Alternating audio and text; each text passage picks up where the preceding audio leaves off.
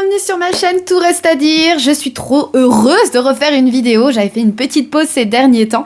Et là, quand j'ai vu tout ce qui se passait dans le ciel pour ce mois de mars 2025, je me suis dit non mais Morgane, là il faut que tu refasses une vidéo. Il faut que tu les aides à mieux comprendre parce que vous savez, c'est ma devise, ce qui se passe dans le cosmos au-dessus de notre tête vient résonner avec notre propre cosmos intérieur. Ce qui est en haut est comme ce qui est en bas. Et ça nous permet justement de mieux comprendre les vagues énergétiques qui nous traversent. Et Dieu sait que des vagues énergétiques, au mois de mars 2025, il y en a. Donc je vais essayer vraiment d'être concise au maximum. Parce que les personnes qui me suivent sur les réseaux savent que j'ai tendance à beaucoup parler. Tout reste à dire, hein, j'ai pas choisi...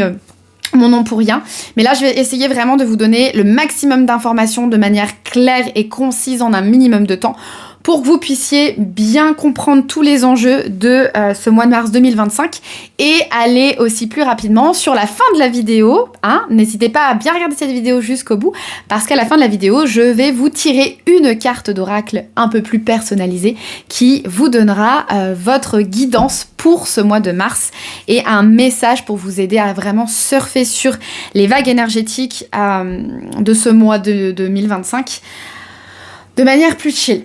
Ok, d'ailleurs, si vous ne me connaissez pas encore et que vous êtes arrivé sur cette vidéo via YouTube, n'hésitez pas à vous abonner aussi sur ma chaîne Instagram, sur mon compte Instagram qui s'affiche juste ici. Je partage de stories tous les jours et je partage du coup des insights, des clés de compréhension tous les jours en story ou que ce soit avec mes posts. Donc n'hésitez pas vraiment à vous abonner sur mon compte Instagram, c'est là où je suis la plus active pour le moment. Et si vous venez d'Instagram, n'hésitez pas à vous abonner sur ma chaîne YouTube pour me donner du love, pour me donner du soutien et pour que je puisse continuer à partager ces météos astrales de manière gratuite parce que l'idée c'est vraiment de pouvoir aussi offrir en plus de tout ce que je fais des contenus inspirants et gratuits qui vous permettent d'avoir des clés pour vous dans votre vie quotidienne, qui soient concrètes, qui soient accessibles, parce que je sais que l'astro, c'est pas toujours accessible, qu'on a l'impression qu'on parle un petit peu chinois, et de vous montrer aussi à quel point ça peut changer votre vie, d'avoir conscience de ce qui se passe dans votre cosmos intérieur, mais aussi dans le cosmos au-dessus de notre tête, parce que c'est vraiment comme ça que moi, en quelques années, je vais transformer ma vie, je suis devenue vraiment créatrice de ma vie, et j'ai créé ma best life, les gars, vraiment, sincèrement, celle que je suis aujourd'hui. J'ai une gratitude infinie et c'est notamment grâce à l'astro, grâce à la médiumnité, grâce aux lois cosmiques et universelles, toutes ces choses que je partage sur mon compte Instagram et que je vais continuer de partager aussi sur cette chaîne YouTube. Voilà. Du coup, on va parler du vif du sujet. Ce mois de mars 2025, il est super important parce que c'est un mois d'introspection. L'année 2025, si vous avez suivi ma dernière vidéo, et si c'est pas le cas, je vous invite à la regarder juste après celle-ci, où je partage tous les gros mouvements planétaires qu'on va avoir en 2025 et qui explique pourquoi cette année est une année de transformation hyper intense et importante au niveau collectif, mais aussi au niveau personnel. Donc cette année 2025, c'est une année de changement et ce mois de mars, je pense, est un tremplin très initiateur de tout ce qui va ensuite advenir pour cette année 2025. Pourquoi ? Parce qu'à la fin du mois de mars, il va y avoir l'arrivée du printemps, une nouvelle saison. Donc on va changer d'énergie. Et d'un point de vue astrologique, quand on arrive sur la saison du printemps, c'est un nouveau départ zodiacal. Hein. La nouvelle année zodiacale, elle commence avec la saison du Bélier. Donc la prochaine saison qui arrivera juste après celle-ci, qui est la saison actuelle, le Poisson. Donc on est en train, si vous voulez, de sortir tranquillement de l'hiver, mais on est encore dans ces énergies d'introspection et le mois de mars nous prouve bien par A plus B que c'est pas encore le moment d'agir, surtout de manière irréfléchie. Hein. C'est vraiment pas le moment d'agir de manière irréfléchie en ce moment. C'est plutôt un moment encore de pause, d'introspection, de réflexion, de questionnement. Et donc pourquoi ? Parce qu'il y a déjà planète de l'amour, planète du self-love, planète de l'estime de soi, Vénus. Bon, franchement, je pense pas que j'ai besoin de parler énormément de Vénus. Je pense que tout le monde, dans l'inconscient collectif, comprend Vénus, capte un petit peu la vibe de Vénus. Voilà, on est sur une planète qui vient de parler de nos besoins sentimentaux, de nos besoins dans la sphère relationnelle, notre langage de l'amour, comment on se sent aimé, comment on aime les autres. C'est aussi notre self-love, notre self-esteem, la valeur qu'on se donne, qui est hyper importante, parce qu'avant d'aller chercher l'amour à l'extérieur, on va déjà le trouver et le vivre à l'intérieur, sinon on est dans des relations pas saines. Et puis aussi notre rapport à l'argent, à l'abondance, ça c'est quelque chose qu'on peut associer à Vénus, parce que dans ma vision des choses, ça c'est la loi universelle de la loi de l'attraction, on ne reçoit que ce qu'on pense mériter. L'univers, c'est simplement un miroir, hein. Il vient juste valider nos propres systèmes de croyances. Donc, d'avoir conscience de la valeur qu'on se donne et des histoires qu'on se raconte dans notre mindset concernant notre estime personnelle est hyper important pour comprendre l'ouverture et le degré qu'on a sur l'argent, l'abondance, voilà, de recevoir les blessings de la vie. Donc, quand Vénus rétrograde, elle rétrograde à peu près une fois tous les 18 mois, elle vient nous faire une phase d'introspection sur ces questionnements-là. Et notamment le fait que cette année, Vénus rétrograde d'abord dans le signe du Bélier, puis du Poisson. C'est vraiment intense parce que elle vient nous montrer des zones de notre vie, notamment dans la sphère relationnelle, affective, où on ne se valorise pas assez, où on ne se fait pas encore assez passer en premier, où c'est déséquilibré, où on a besoin d'aller dans une forme de hey, mais en fait j'existe les gars, j'existe, j'ai des besoins moi aussi, et c'est pas tout le temps à moi de prendre les besoins de l'autre en considération, ou pourquoi justement j'ai tellement peur d'être abandonnée ou d'être rejetée que j'ose pas en fait parler de mes besoins, de mes ressentis, de mes émotions. Le Bélier, c'est un signe d'affirmation personnelle. C'est vraiment le signe dans la roue zodiacale de l'affirmation personnelle. Il est là pour dire, mais en fait, j'existe, je vis, j'ai des besoins. Il se fait passer en premier, le Bélier. Il a le courage, il a la noblesse du cœur aussi d'être dans une forme de vulnérabilité et d'authenticité. Donc cette rétrograde de Vénus qui va durer, là, qui a commencé le 3 mars dernier, qui va durer jusqu'au 13 avril, donc à peu près 40 jours, c'est un moment d'introspection où l'univers va nous tester dans plusieurs sphères de notre vie, pour nous faire comprendre que peut-être il y a encore des endroits, des zones, des relations où on se respecte pas assez, où on a besoin d'activer notre feu sauvage, où on a besoin de sortir les griffes, où on a besoin d'être son propre guerrier ou sa propre guerrière intérieure qui défend son territoire, où on a besoin de plus d'affirmation personnelle, où on doit se refaire passer en premier pour rééquilibrer la balance. Alors je dis pas d'aller dans la basse vibration du Bélier hein, et de tout cramer, et de tomber dans une forme d'asservissement, si vous voulez, mais c'est de ne pas être dans tout pour l'autre, à tel point que je m'oublie. Parce que peur de la dépendance affective, peur d'être abandonné, peur d'être rejeté. Bon, alors après, ça vous ferait votre sauce, hein. C'est la rétrograde de Vénus, il n'y a que vous qui pouvez savoir quels sont les propres questionnements qui viennent résonner pour vous. Ça, c'est un chemin personnel que vous faites pour vous-même. Mais bien évidemment que cette rétrograde de Vénus, comme elle a lieu qu'une fois tous les 18 mois, elle est importante. Elle est importante. Et donc, elle vient démarrer ce mois de mars. Elle vient mettre un temps de pause dans notre sphère affective. On se dit genre, wow, ok. Mais c'est pas fini. Cette semaine a commencé la saison des éclipses. Donc, une semaine après le fait que Vénus rétrograde, la saison des éclipses commence. La saison des éclipses, c'est un moment où, pareil, c'est un temps de pause, d'introspection. C'est un moment où on ouvre deux portes, la porte du passé et la porte du futur. Et la saison des éclipses, c'est ce sas entre cette porte du passé et cette porte du futur. C'est ce sas, ce tunnel où vous avancez à tâtons dans l'obscurité sans savoir où vous allez vraiment. C'est fait exprès. Pourquoi ? Parce que cette saison des éclipses, elle est là pour vous faire aller dans votre intériorité, dans des sphères dans des questionnements internes que vous n'auriez peut-être pas pu accéder. Vous n'auriez pas eu accès à ça si vous étiez dans un sprint parce que, ok, je sais que ma destination c'est par là, j'ai conscience de là où je dois aller, je sais ce que je dois faire, je sais ce que je dois mettre en action, direct. Là, la saison des éclipses, elle est intense parce que y a beaucoup de perturbations qui peuvent arriver. Il y a beaucoup de ruptures brutales qui peuvent survenir dans différents domaines de notre vie. Il y a des mind-blowing qui peuvent arriver. Il y a des prises de conscience qui, comme un coup de tonnerre, nous traversent d'un coup et on se dit « Wow !» Mais en fait, ça appartient à mon passé, j'ai plus envie. Ça, c'est la Morgane 2.0, mais moi, je veux aller vers la Morgane 3.0. Et donc, la saison des éclipses, c'est ce tunnel où on avance à l'aveugle, si vous voulez. On sait pas trop pourquoi. C'est flou, énergétiquement, c'est bizarre. C'est un moment où on vous invite à vraiment ne rien tenter. En tout cas, de too much. De ne pas intenter de grosses actions. De pas prendre de grosses décisions qui pourraient avoir un impact conséquent sur le long terme parce que on n'a pas tout notre discernement. Et c'est fait exprès, c'est pour nous obliger à aller à l'intérieur de nous. Donc c'est un moment pour reconsidérer ses choix, pour se recentrer, pour accueillir aussi le changement, parce que qui dit saison des éclipses dit changement, dit que l'univers nous secoue un peu les puces pour nous faire sortir de notre zone de confort, pour aller vers l'inconnu, mais l'inconnu, du coup, on sait pas ce que c'est, donc du coup, on flippe, donc on n'a pas envie, mais l'univers, il nous pousse, donc on n'a pas trop le choix, et du coup, ça crée de l'inconfort. Voilà, donc c'est normal si vous vous sentez un petit peu perdu en ce moment, surtout que d'un point de vue du destin collectif, le nœud du destin, le nœud nord, le nœud du karma est en poisson. Depuis ce début d'année 2025, il va y rester encore jusqu'en 2027. C'est normal d'être perdu, c'est normal de se sentir dans le flou, c'est normal de ne plus savoir où aller, quoi faire, quoi comprendre.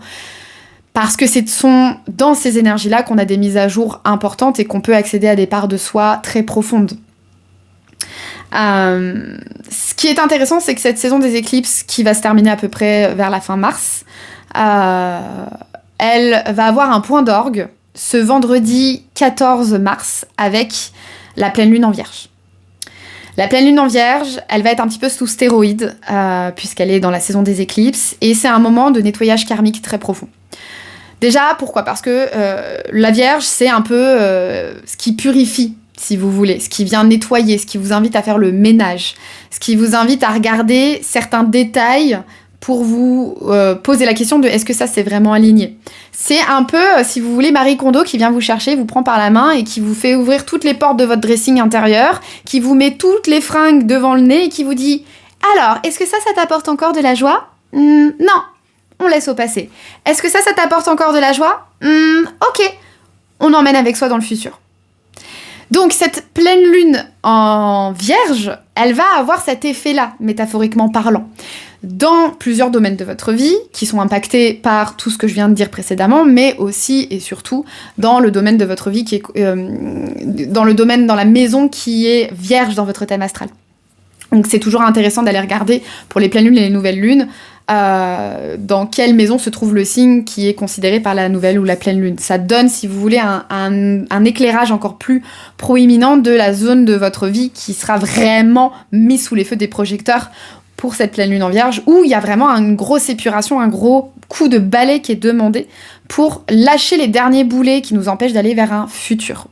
Qui est proche, puisque l'année 2025, c'est vraiment ça. C'est l'année en astrologie chinoise qui est placée sous le signe du serpent. Pourquoi c'est placé sous le signe du serpent ? Parce que ça nous invite à faire une mue, à lâcher une vieille peau. Ça nous invite à passer de notre version 2.0 à la version 3.0. Et la version 3.0, on en a besoin pour les prochaines années qui arrivent. Et je vous en ai déjà beaucoup parlé sur Instagram parce que c'est ma vision des choses.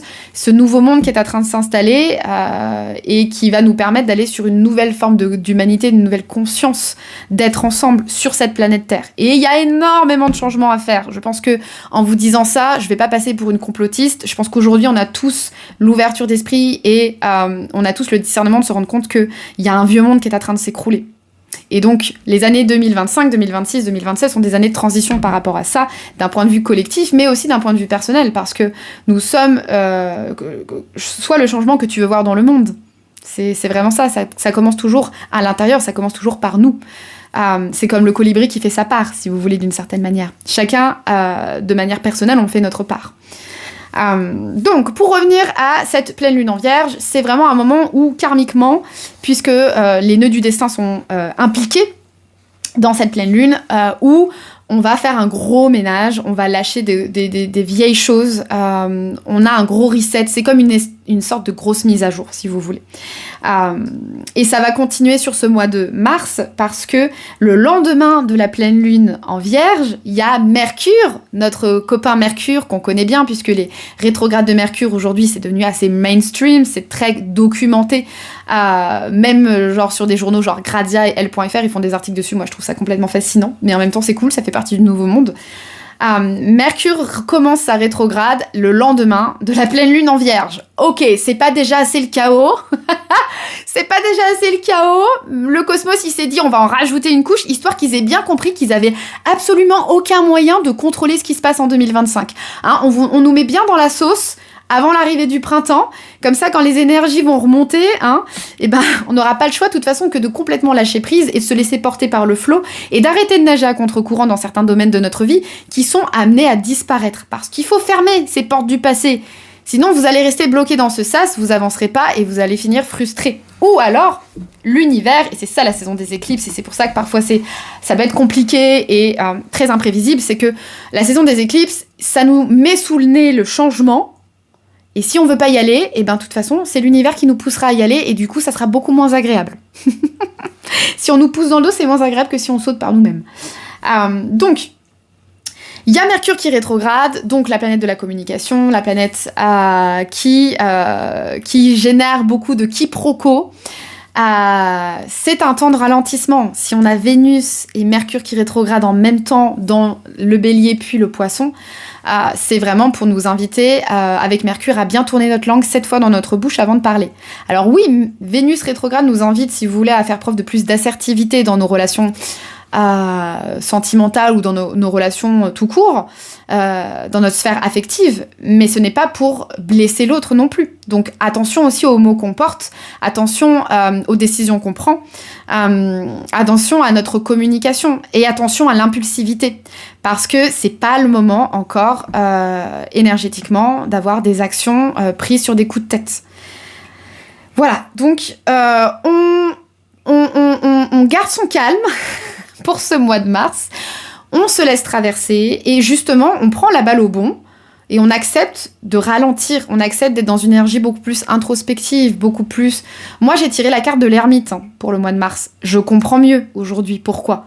C'est vraiment un moment où j'ai besoin d'être seule avec moi-même, de pas forcément être trop à l'extérieur, faire trop d'aller trop voir mes amis, faire trop la fête. Alors je fais beaucoup moins la fête qu'à mes 20 ans, mais parce que c'est énergétiquement un moment où je peux accéder plus facilement à mon subconscient, à me poser des questions existentielles et y trouver des réponses par la méditation, par le journaling, par les tirages de cartes, par des moments de silence avec moi-même.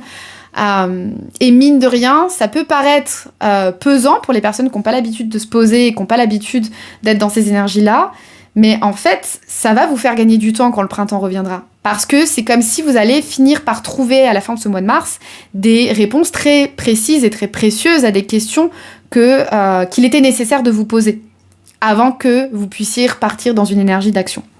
Sinon, si on ne se pose pas ces questions-là et qu'on n'obtient pas ces réponses, on va pas pouvoir être aligné dans nos actions. Et dans ce cas-là, c'est ok, on va tirer 10 milliards de flèches en même temps, et ça va aller dans tous les sens, et en fait, finalement, on n'avancera pas plus vite. Alors que quand on fait des phases d'introspection, on tire qu'une seule flèche. Mais cette flèche, elle va direct dans la cible. Vous voyez ce que je veux dire ? C'est là où vous gagnez du temps. Ce mois de mars se terminera, du coup, avec une super nouvelle lune en bélier, le 29 mars, qui sera aussi éclipsée.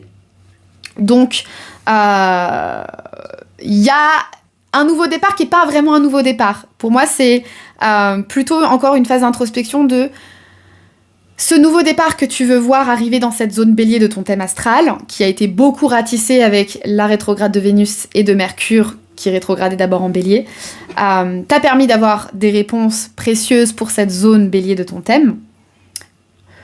Mais pareil, le redémarrage, c'est en douceur. Hein, on n'explose pas en vol. L'idée, c'est de pouvoir tenir le marathon de l'année 2025. Pour moi, ce mois de mars, la finalité de tous ces mouvements planétaires, c'est de vous inviter à stopper un besoin de perfection et d'aller beaucoup plus dans la confiance, la foi, en quelque chose de plus grand, dans quelque chose qui nous dépasse, de nous reconnecter à notre spiritualité d'une certaine manière. Alors après, la spiritualité, c'est un mot valise, vous y mettez ce que vous voulez dedans. Chacun vit sa spiritualité comme il l'entend. Mais c'est en se connectant à cette part de soi beaucoup plus intime. Ça peut être simplement se reconnecter à son intuition, par exemple. Pour moi, la spiritualité, c'est se reconnecter à son âme, c'est laisser parler son âme, c'est de se réaligner sur cette fréquence-là, si vous voulez, la fréquence cœur. En se reconnectant à ça, on peut lâcher un besoin de perfection à outrance qui fait que on est très stressé, on s'en demande beaucoup au quotidien, on surcharge la mule, on se met beaucoup trop de pression. Là où le poisson, il est là genre wouh, mais go with the flow, honey. Mais laisse-toi faire, laisse-toi porter. Il n'y a pas besoin que ça soit aussi procédurial. Pourquoi je vous dis ça? Parce que ce que je vous ai dit tout plus tôt, c'est que les nœuds du destin qui vont agir sur nous collectivement pendant 2 ans, le nœud nord, il est en poisson, le nœud sud, il est en vierge. Donc collectivement, on est invité à nettoyer et à purger un karma sur ce besoin de perfection. C'est comme si, pour passer de la version 2.0 à la version 3.0, on vous invitait à enlever cette peau, à muer, à lâcher derrière vous, cette peau très lisse, très parfaite. C'est comme si vous étiez sur Instagram et que vous aviez 10 milliards de filtres, 10 milliards de calques, vous voyez ou pas? Qui fait qu'en fait, vous n'êtes pas authentique, vous n'êtes pas vous-même. Vous vous cachez derrière un besoin de perfection qui fait que vous vous assurez d'être aimé ou que vous n'allez pas faire face potentiellement à l'échec. Peu importe le domaine de votre vie. En retirant ce besoin-là, déjà vous allez respirer beaucoup plus parce que attends, on peut pas être parfait. Déjà humainement, on n'est pas parfait, c'est impossible. Donc quand on est dans cette course à la perfection, eh ben on s'en met beaucoup trop sur les épaules. Et c'est à ce moment-là que intervient justement le poisson, le signe complémentaire en face, qui vient dire laisse-toi porter chérie. Et c'est pas pour rien que Vénus et Mercure rétrograde en Bélier puis ensuite en Poisson. C'est que d'abord il vous invite dans la sphère relationnelle, dans la sphère de votre communication, votre mindset pendant cette saison des éclipses, à revenir à une forme d'authenticité. On enlève les filtres, on enlève les masques, on montre beaucoup plus d'honnêteté, beaucoup plus de vulnérabilité, beaucoup plus... On est soi-même. Et on a le droit d'exister en étant soi-même. Et on sera pas moins aimable si on retire le filtre Instagram. Vous voyez ce que je veux dire? Et d'ailleurs, aujourd'hui, sur les réseaux, moi, qu'est-ce qui m'accroche? C'est des gens qui sont eux-mêmes. C'est des gens qui ne passent pas par 10 milliards de détours ou qui sont pas là à dire genre « This is my perfect life, this is my perfect job, this is me perfect, this is my perfect boyfriend. » C'est pas ça qu'on veut. On peut pas s'identifier de toute façon à ce genre de personnes. Donc, pour moi, tout ça, ça fait partie du vieux monde. Donc tout ça c'est des métaphores, vous après l'associez selon vos ressentis au domaine de votre vie qui se sent concerné, au domaine de votre vie qui est concerné bien évidemment par la zone vierge de votre thème astral, par la zone bélier de votre thème astral, par la zone poisson aussi. Voilà, ces 3 domaines-là de votre vie seront intéressants. Si vous ne savez pas comment regarder les domaines de votre vie, n'hésitez pas sur mon compte Instagram. J'ai fait des tutos, des posts très instructifs qui vous expliquent justement comment trouver les maisons dans votre thème astral. Et puis, la dernière chose que je voulais vous partager, je suis déjà à 22 minutes, ok, très vite, quickly, c'est bien évidemment la planète transpersonnelle Neptune qui passera dans le signe du Bélier le 30 mars prochain, donc qui clôture ce mois de mars avec une magnifique révérence. Voilà, ciao bambino, c'est bon, on clôture ce mois de mars avec les feux d'artifice. Pourquoi? Parce que Neptune est une planète qui met très longtemps à changer de signe. Et quand elle change de signe, c'est impactant. On le sent passer. C'est pas une petite rétrograde de Mercure qui a lieu 3 à 4 fois par an, qui mine de rien, on est habitué. Là, Neptune en Bélier, on n'a pas vécu ces énergies-là dans l'histoire depuis l'année 1874. 1874! Mais ça veut dire que tous les gens qui sont nés là actuellement sur cette planète n'ont jamais connu l'énergie. On n'a jamais su ce que c'était d'être vivant pendant que Neptune passait en Bélier. Donc vous vous imaginez ce que ça va donner? Non, on n'imagine pas justement. Donc c'est une grande première. Voilà, ça pose les bases pour ce printemps, cette nouvelle année zodiacale et ce mois de mars et cette année 2025 qui va être une année de transformation, de nouveauté, où la conscience va vraiment évoluer et on va tous être poussés à sortir de notre zone de confort sur bien des aspects pour nous upgrader, quoi. C'est comme les iPhones, c'est comme les Samsung, on a des mises à jour, là, c'est une grosse mise à jour. Alors, qu'est-ce que ça veut dire Neptune qui passe en Bélier? Je vous invite à regarder la vidéo que j'ai fait précédemment sur les gros transits de 2025. Je vous explique tout ce à quoi ça me faisait penser. Et je vous explique aussi les autres gros transits planétaires, voilà, pour avoir plus de compléments d'informations. Et sur ce, je vous fais pas plus long. Et on passe au tirage de cartes. Ok, let's go, c'est parti pour le tirage de cartes. Alors là, je vais vous tutoyer. Parce que je trouve ça plus impactant de tutoyer quand je fais des tirages de cartes. Du coup, pendant que je mélange, n'hésite pas à penser à réfléchir à un chiffre entre 1 et 3. Et en fonction de ce chiffre, tu vas recevoir du coup ton message qui te permettra de surfer sur les vagues énergétiques de ce mois de mars, qui, tu l'auras compris, je pense, après ces 20 minutes de guidance, va être très intense. Ok, les 3 cartes sont sorties. Alors, si vous avez si vous avez pensé au chiffre numéro 1, vous avez la carte You are safe. Regardez. Tout va bien, vous êtes protégé. L'univers. The universe has your back. Tout va bien, il n'y a pas de stress. Même s'il y a des choses actuellement dans ta vie qui peuvent te troubler, qui peuvent te créer un petit peu de stress, tu sais pas où tu vas. Ah, ça c'est très inhérent à la saison des éclipses, hein. On sait pas où on va, c'est flou, on comprend pas. Mais c'est le but. Le but justement c'est de te faire avancer avec la foi que tu perçois, si tu veux, que le bout du tunnel est par là. Donc t'y vas à tâtons, t'étais un peu à l'aveugle. Mais c'est le but, parce que en faisant ça, ça te permet, si tu veux, d'aller dans des zones de ton intériorité, de te poser des questions que tu te serais peut-être pas posées de prime abord si tu n'avais pas été dans cette phase-là. Quand tout roule, quand tout est fluide, quand tu sais où tu vas, on a tendance tous, c'est très humain, à sprinter, à dire ok, la destination c'est par là, ok, j'y vais.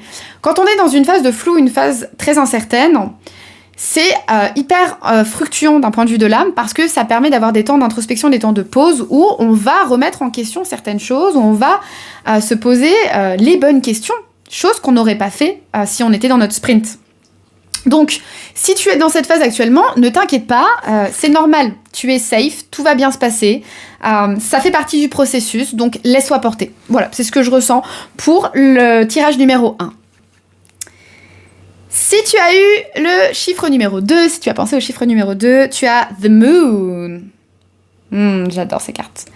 Subconscient, mind, féminine, intuition. La meuf parle et en français et en anglais avec son accent.